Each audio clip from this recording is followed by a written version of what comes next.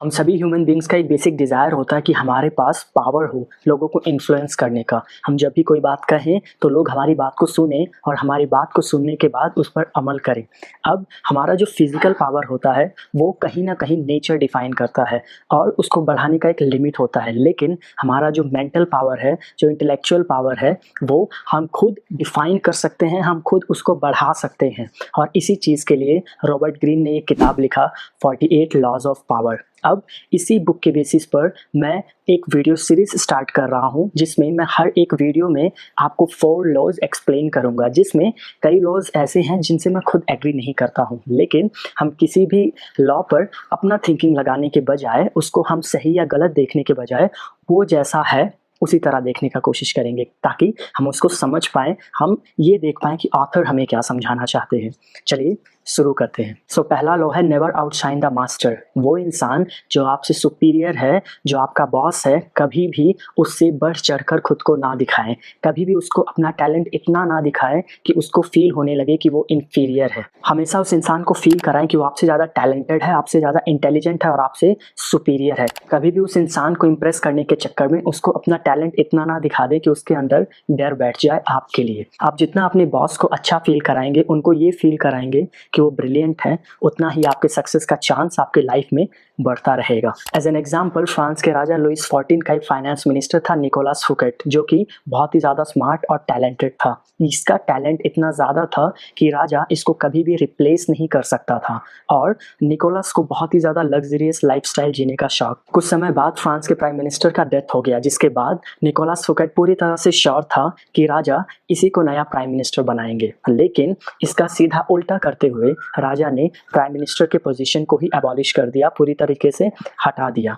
तो वो Nicholas Phuket को टेंशन होने लगा कि कहीं मेरा वैल्यू राजा की नज़रों में कम तो नहीं हो रहा। इसीलिए उसने एक बहुत ही बड़ा पार्टी ऑर्गेनाइज करवाया, ऐसा पार्टी जो कि फ्रांस में आज तक किसी ने नहीं देखा था। उसमें दुनिया का बेस्ट सजावट किया गया और बेस्ट आर्टिस्ट बुलाए गए और फिर आसपास के सभी राजाओं को बुलाया गया। उस पार्टी में निकोलस फुकेट अपने राजा लुइस 14 और सभी राजाओं के साथ चल रहा था और सबको दिखा रहा था कि देखिए मैंने ये करवाया है, वो करवाया, और सारा बंदोबस्त एक्सप्लेन कर रहा था, जिसमें सभी राजा उसका बहुत तारीफ कर रहे थे कि तुमने बहुत ही अच्छा बंदोबस्त करवाया है, ऐसा पार्टी हमने आज तक कभी नहीं देखा। ये चीज़ कहीं ना कहीं लुइस 14 को चुभ गया और अगले ही दिन निकोलस फुकेट को देश का खजाना गलत तौर पे इस्तेमाल करने के लिए गिरफ्तार कर लिया गया और पूरे जिंदगी उसको कारागार में रखा गया। इस कहानी से हम समझ सकते हैं कि हमें क्यों खुद को अपने मास्टर से ज़्यादा स्मार्ट नहीं दिखाना चाहिए। अब ऐसे सिचुएशन देखते हैं जहाँ पर ये लो अप्लाई नहीं होता है, क्योंकि आप हमेशा इस टेंशन में तो नहीं रह सकते कि आपका बॉस आपसे नाराज़ हो जाएगा। सोच समझकर आपको आउटशाइन भी करना है। अगर आपका बॉस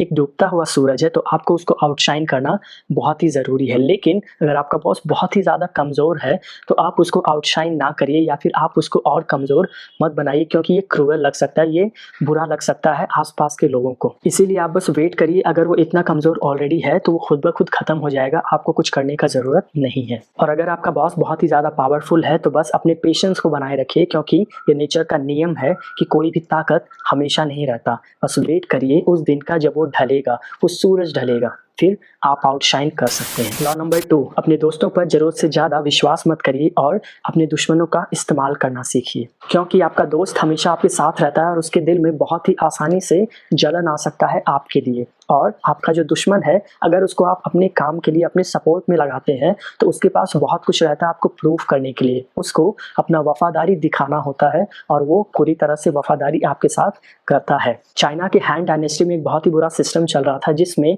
कोई भी इंसान जब राजा बनता था तो उसकी आर्मी का जो जनरल होता था, जिसको हम प्रधानमंत्री कहते हैं, वो हमेशा इस ताक में रहता था कि मुझे कब चांस मिले और मैं इस राजा को ख़त्म करके खुद राजा बन जाऊं। और वो बन भी जाता था और फिर उसके राजा बनने के बाद दूसरा जनरल यही सोचता था और फिर वो राजा को ख़त्म करके वो राजा बन जाता था।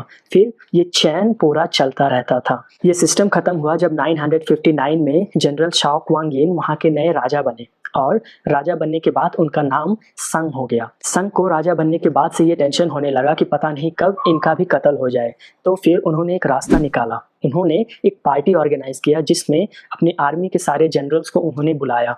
पार्टी ख़त्म होने के बाद सब लोग चले गए और ये जनरल्स वहीं रुके हुए थे और फिर संग उनको एक कोर्ट में लेकर गए जहाँ पर सारे जनरल्स को टेंशन होने लगा कि अब ये राजा हमें ख़त्म कर देंगे। राजा ने जब बात करना शुरू किया तो सारे जनरल बहुत ही ध्यान से सुन रहे थे।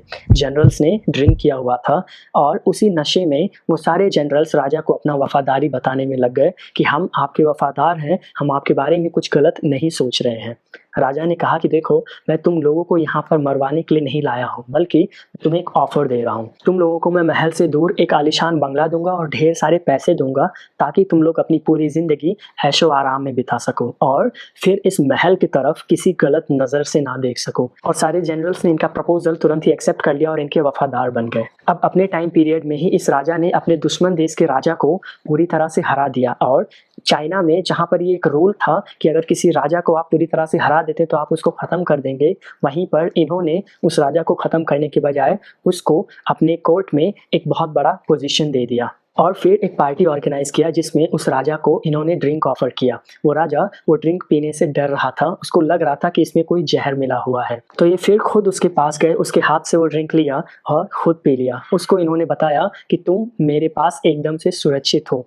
तब से वो राजा इनका बहुत ही ज़्यादा वफादार साथी बन गया। अब ऐसा सिचुएशन जहाँ पर ये लॉ अप्लाई नहीं होता है, नॉर्मली ऑथर कहते हैं कि हमें अपने फ्रेंड्स को अपने काम के साथ मिक्स नहीं करना चाहिए, लेकिन जो एक पावरफुल इंसान होता है, जो एक राजा होता है, उसको बहुत से ऐसे काम करने होते हैं जो कि गलत होता है लोगों के नज़रों में। इसीलिए उसको कोई एक विश्वास वाला इंसान चाहिए और वो विश्वास वाला इंसान उसका दोस्त ही होता है, क्योंकि इस दोस्त को भी उस राजा के ऊपर पूरा विश्वास होता है कि अगर कुछ गलत हुआ तो ये राजा मुझे संभाल लेगा। तो उस राजा की जगह पर ये दोस्त वो सारे गलत काम करने के लिए तैयार होता है उस भरोसे के बदौलत। लेकिन अगर कभी वो गलत चीज़ बाहर निकल कर आता है तो राजा अपने नाम को उसमें फंसाने के बजाय अपने दोस्त को ही बलि का बकरा बनाकर उसको ख़त्म कर सकता है। यहाँ पर लोगों को राजा के ऊपर कभी शक नहीं होगा, वो ये सोचेंगे कि राजा ने अपने इतने कीमती दोस्त को गंवाया है और राजा को फ्री में बलि का बकरा भी मिल जाता है। ये मेरे थॉट्स नहीं है, ऑथर के हैं। लॉ नंबर 3, हमें लोगों को अपने किसी काम के पीछे का इंटेंशन कभी भी नहीं बताना चाहिए। आपको अगर जाल बिछाना है तो बिछाइए और उस इंसान को तब तक अंदर आने दीजिए जब तक उस जाल से बाहर निकलना उसके लिए नामुमकिन ना हो जाए। एज एन एग्जाम्पल, मार्क्यूस जो कि 22 ईयर्स का एक लड़का है, वो 62 ईयर्स की एक औरत को अपना प्रॉब्लम बताता है कि कैसे वो एक लड़की को पसंद करता है, लेकिन इसको वो तरीका नहीं पता है कि कैसे ये उस लड़की को अप्रोच करे और प्रपोजल दे। तो ये 62 ईयर्स की औरत डिसाइड करती है उसका हेल्प करने का। वो इसको सारे तरीके बताती है और कहती है कि तुम अगर इन्हीं तरीकों को फॉलो करोगे तो लड़की तुमसे इंप्रेस हो जाएगी और वो खुद आकर तुम्हें प्रपोज करेगी। अगले दिन इस औरत के बताए हुए तरीके के हिसाब से मार्क्यूस जब उस लड़की के सामने जाता है तो इसके साथ 3-4 और खूबसूरत लड़कियां जाती हैं जो कि इससे एज अ फ्रेंड बिहेव करती हैं, जिसको देखकर उस लड़की का नज़र मार्क्यूस के ऊपर जाता है और उसका इंटरेस्ट धीरे धीरे बढ़ने लगता है मार्क्यूस पे। इसी तरह से इस औरत का बताया हुआ अलग अलग टेक्निक मार्क्यूस कंटिन्यू करता है 2 से 3 महीने तक उस लड़की को अट्रैक्ट करने के लिए। और इस औरत ने कुछ लड़कियों को उस लड़की के पीछे लगा कर रखा था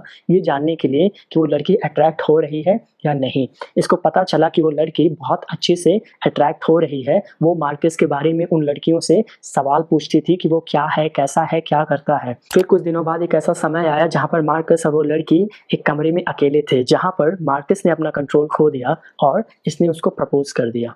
प्रपोज करने के बाद उस लड़की का सारा इंटरेस्ट मार्क्यूस में से ख़त्म हो गया और शर्म के मारे वो वहाँ से चली गई।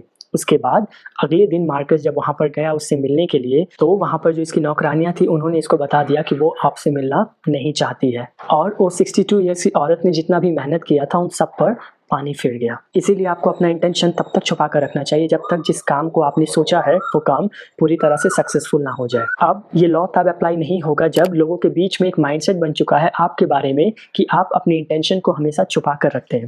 ऐसे सिचुएशन में आपका फ्रैंकनेस उनको कंफ्यूज कर सकता है। सो इस चीज़ को कब और कहाँ कैसे इस्तेमाल करना है ये टोटली आपके ऊपर डिपेंड करता है। Law number 4, always say less than necessary. जितना ज़रूरत हो उससे कम ही बोलिए। जब आप लोगों को इम्प्रेस करने के लिए बहुत ज़्यादा बोलते हैं तो आप बहुत ही ज़्यादा कॉमन बन जाते हैं। जो भी पावरफुल लोग होते हैं वो अपनी बातों की वैल्यू को बनाए रखने के लिए कम बोलते हैं, और जब कोई कम बोलता है तो उसकी बातों का वैल्यू अपने आप बढ़ जाता है। लोग उसको ज़्यादा सुनना चाहते हैं, उसकी बातों को समझना चाहते हैं। अब चलिए एक एग्जाम्पल के थ्रू इसको समझने का कोशिश करते हैं, और इसका एग्जाम्पल बहुत ही ज़्यादा इंटरेस्टिंग है। एक बार एक कैदी को ले जाया गया फांसी पर चढ़ाने के लिए। सारा व्यवस्था किया गया, काफ़ी लोग आए हुए थे और उसका काम शुरू किया गया। उसको फांसी पर लटकाया गया। उसको लटकाने के तुरंत बाद ही रस्सी टूट गया और वो इंसान नीचे गिर गया, जिंदा बच गया। तब फिर वहाँ पर मौजूद सारे सिपाही राजा के पास गए। उन्होंने बताया कि इस तरह से रस्सी टूट गया और वो इंसान जिंदा बच गया है। और वहाँ का एक नियम था कि इस तरह से अगर कोई जिंदा बच जाता है तो उसको छोड़ दिया जाता है, उसको दोबारा फांसी पर नहीं चढ़ाया जाता है। तब फिर अपने सैनिकों से राजा ने पूछा कि उस फांसी से बचने के बाद उस इंसान का क्या रिएक्शन था। सैनिकों ने बताया कि वो चिल्ला चिल्ला कर कह रहा था कि राजा कितना बेवकूफ़ है, एक ढंग का रस्सी तक नहीं बनवा सकता। जिससे कि राजा का मूड खराब हो गया और उसने अपने सैनिकों को भेजकर उसको जिंदा जलवा दिया। ये बहुत ही सिंपल सा एग्जांपल है कि क्यों हमें कम बोलना चाहिए। अब किस सिचुएशन पे ये चीज़ अप्लाई नहीं होता है। अगर आपके ऊपर किसी ने इल्ज़ाम लगाया है और आपसे सवाल किया जा रहा है तो उस वक्त आपको चुप नहीं रहना है। उस वक्त आपका चुप रहना आपको दोषी साबित कर सकता है। और कुछ लोग इसी लॉ को उल्टा करके अपने फ़ायदे के लिए इस्तेमाल करते हैं, क्योंकि चुप रहने वाले लोग हमें बहुत ज़्यादा समझदार दिखते हैं। इसीलिए कुछ ऐसे समझदार लोग जिनको बहुत ज़्यादा चालाकी करना होता है वो ज़्यादा बोलते हैं, क्योंकि ज़्यादा बोलने की वजह से वो कम समझदार दिखते हैं और वो अपना चाल अच्छे से चला पाते हैं। तो इस लॉ का उल्टा करके भी वो लोग अपने फ़ायदे के लिए ही इस्तेमाल करते हैं। ये जो 4 लॉ मैंने आपको बताए हैं उसमें से कौन सा लॉ और कौन सा स्टोरी आपको सबसे अच्छा लगा, कमेंट करके बताइए और वीडियो को लाइक करना मत भूलिएगा। आ रहा हूँ अगले वीडियो में। बाय।